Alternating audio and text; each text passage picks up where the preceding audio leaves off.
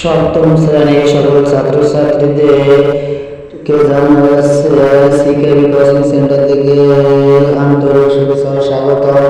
আমরা ইতিমধ্যে প্রশ্নপত্র সামষ্টিক সামষ্টিক মূল্যায়ন 2024 শিল্প ও সংস্কৃতি সপ্তম শ্রেণী আমরা এই প্রশ্নগুলো প্রতিটি প্রশ্নের উত্তর আমরা পরীক্ষা থেকে ভালোভাবে লিখে রাখতে পারবো। বিদ্যালয় মহান স্বাধীনতা জাতীয় দিবস উপলক্ষে অনুষ্ঠান হবে। এই অনুষ্ঠানে পরিকল্পনা আমাদের সকলের দায়িত্ব তোমাদের। এবার আমরা দেখি কাজ অনুষ্ঠান আয়োজনে দলগত আলোচনা ও পরিকল্পনা ক খ গ। এই কাজের জন্য তোমাদেরকে প্রত্যেকে 20 জনের দলে 2 দলে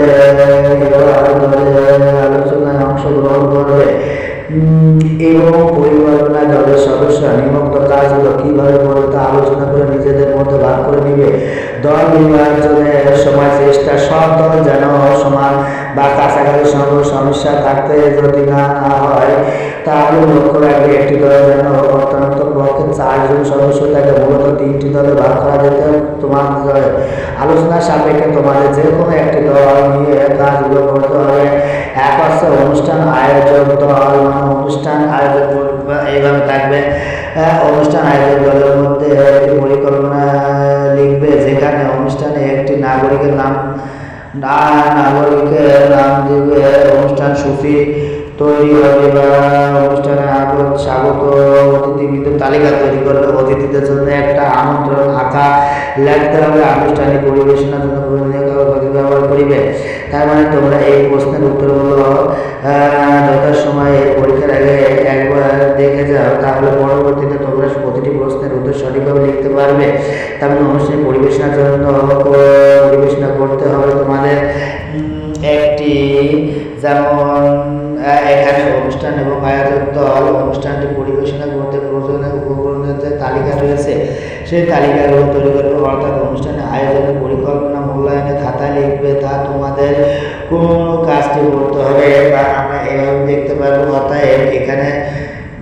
এখানে তোমাদের যে কাজটি রয়েছে, তোমরা প্রথমে যেমন যে শুভ হালখাতা বা বিভিন্ন ধরনের যে ব্যানারগুলো তৈরি করে ওই রকমের রং পেন্সিল দিয়ে করতে পারলে সব থেকে ভালো হবে।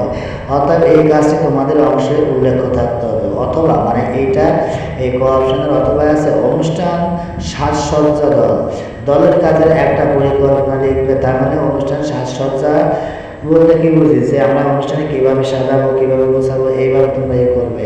তাহলে দেখি এই অনুষ্ঠান পরিকল্পনা যেখানে নিচের কাজ থাকবে তার মধ্যে কোন কাজটা অংশ নেবে তা উল্লেখ করবে।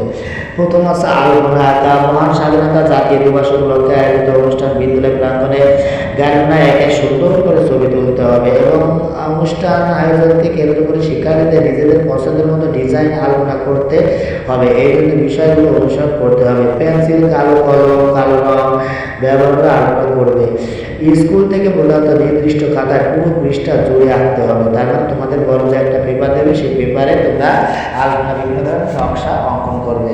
নকশা করা এক হচ্ছে রেখাভিত্তিক বা একটি নকশা নিজেদের খাতায় আঁকতে হবে। মনে রাখতে হবে নকশাটি 5x6 বক্সের মধ্যে হতে হবে। পরিবেশনটি নাচ গান অভিনয় আবৃত্তি করার জন্য প্রয়োজনীয় সাজসজ্জা পোশাক তালিকা তৈরি করতে হবে এবং এগুলো তোমরা অভিনয় করতে হতে পারে, তোমাদের শিক্ষকের উপর নির্ভরশীল।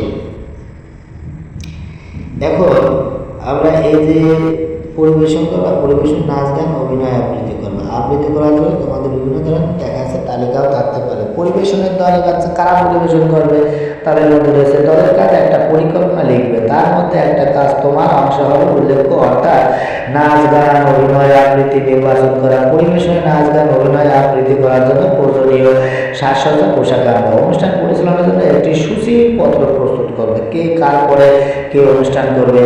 এবং কাজ 2 এখানে স্লোগান তৈরি করে নিজের পছন্দের ফন্টে লেখা, মানে একটা পছন্দের ফন্টে তুমি কিভাবে লিখবে, স্বাধীনতা দিবস উপলক্ষে একটি স্লোগান তৈরি করে লিখবে।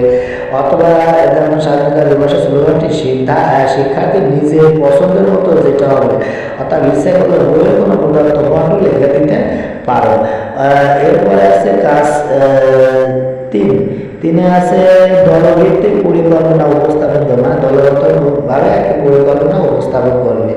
তারপর 4 আছে মতামত প্রদান, মানে একে অপরের মতামত সব খাতা এঁকে পরিবেশন